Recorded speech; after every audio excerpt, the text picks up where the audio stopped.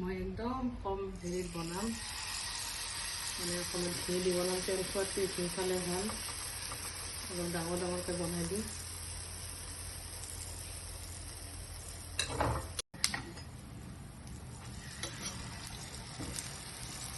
ধুনীয়া কালাৰ হৈছে, ধুনীয়া কালাৰ হৈছে। তুমি ভাল পোৱা নে এইটো পিঠা খাই? বহুত ভাল লাগে মোৰ খাই। তেল কমকৈ দিলে ভাল লাগে, আৰু ঘি দিলে আৰু ভাল লাগে। ঘি দি বনালে ভাল লাগে খাই। ধুনীয়া আছে দেখোন। এতিয়া তাই দিম বুলি কৈছে এটা, তাইও বনাই চখ আছে বনাত।